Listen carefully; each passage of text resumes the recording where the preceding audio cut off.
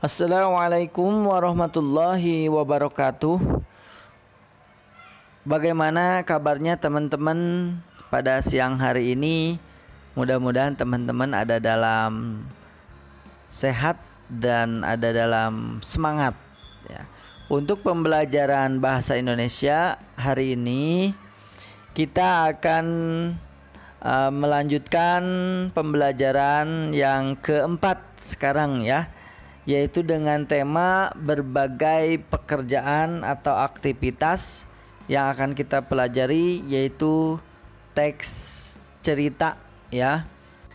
Teman-teman bisa dibuka buku paket bahasa Indonesianya halaman 33 ya, sampai nanti 35. Ada yang tahu nggak apa itu teks narasi atau teks cerita? Nah, mari kita bahas. Teks cerita adalah tulisan atau rangkaian kata yang dibuat menjadi sebuah kisah atau cerita. Umumnya bercerita tentang satu atau beberapa orang tokoh atau karakter ya. Tokoh adalah pelaku dalam cerita. Tokoh itu ada dua ya dalam cerita itu. Yang pertama ada tokoh utama dan yang kedua ada tokoh pembantu ya. Tokoh utama itu yang sering disebutkan dalam cerita ya. Kalau tokoh pembantu, tokoh yang hanya beberapa kali disebutkan. Tokoh utama adalah tokoh yang menjadi inti cerita dan paling sering muncul ya. Tokoh pembantu adalah tokoh yang mendukung tokoh utama. Mari kita coba baca teks cerita yang ada pada bukunya ya, halaman ke-34 ya. Teman-teman bisa bukunya dibuka halaman ke-34. Bapak akan membacakan sebuah teks cerita yang berjudul Anak Kecil dan Penjual Tahu. Bu, Amir berangkat ke sekolah dulu ya, pamit seorang anak laki-laki berumur 10 tahun yang mengenakan seragam SD usang. Bu Bagio, ibunda Amir menjawab, "Iya Mir, hati-hati di jalan, ini uang sakumu nak." Amir menerima uang saku sebesar 1.000 rupiah dari ibunya. Pada zaman yang serba mahal ini, bisa digunakan untuk membeli apa uang 1.000 rupiah itu? Es teh di warteg saja harganya sudah 3.000. Amir adalah anak yang baik dan sangat pengertian. Ia tetap menerima uang itu. Dengan uang 1.000 rupiah, Amir bisa membeli kerupuk atau sebuah gorengan di kantin. Kadang-kadang si pemilik kantin kasihan melihat Amir dan memberikannya gorengan atau kacang sebagai bonus. Walaupun hidupnya susah, Amir selalu terlihat riang dan ceria. Seperti sore itu, ia pulang dari bermain dengan langkah yang riang. Ia selalu menyapa para tetangga dengan santun. Sekitar 10 meter dari rumahnya, Amir melihat seorang bapak tua sedang menuntun sepedanya. Di sepeda bapak itu terikat wadah yang berisi tahu.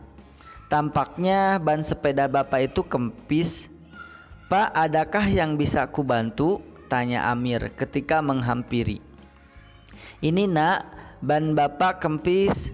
Jualan bapak belum laku, tidak punya uang untuk mengisi angin di tempat tambal ban," jawab penjual tahu itu. Amir langsung menawarkan bantuannya untuk menuntun sepeda itu ke tukang tambal. Kebetulan pemilik tambal ban itu sudah kenal dengan Amir. Ia bahkan mau mengisi angin ban sepeda penjual tahu itu secara cuma-cuma. Penjual tahu yang bernama Pak Imron itu mengucapkan terima kasih berkali-kali.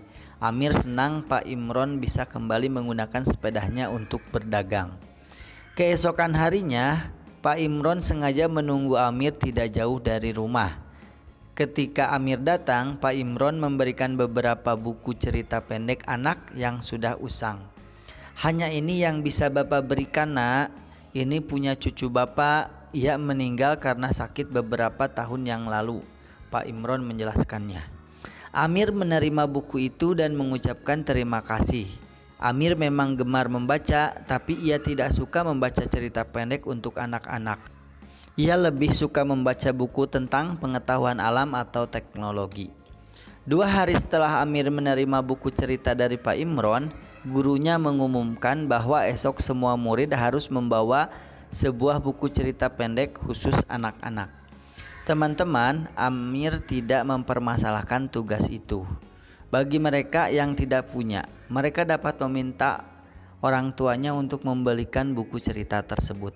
Saat Amir kebingungan, tiba-tiba ia teringat dengan buku cerita yang diberikan oleh Pak Imron. Sesampainya di rumah, ia menemukan buku cerita dari Pak Imron itu di bawah tempat tidurnya. Amir menceritakan kejadian itu pada ibunya, mulai dari pertemuannya dengan Pak Imron, hadiah kecil dari penjual tahu yang tua itu, sampai tugas dari gurunya. Bu Bagio pun menjawab, tidak ada yang serba kebetulan Mir, semua sudah diatur oleh Allah. Nah, barang siapa yang menanam kebaikan, maka ia akan menuai kebaikan pula. Buku yang tampaknya tidak berharga bagimu, kini menjadi sangat berharga untukmu, bukan? Oke teman-teman, dari cerita ini teman-teman jawab pertanyaan-pertanyaan yang ada di halaman 35 ya. Secara mandiri, nanti dibawa hasilnya ketika luring. Sekian pembelajaran bahasa Indonesia untuk pertemuan pekan ini. Teman-teman pelajari tentang teks cerita ya, dan nanti dibawa buku paketnya ketika luring. Assalamualaikum warahmatullahi wabarakatuh.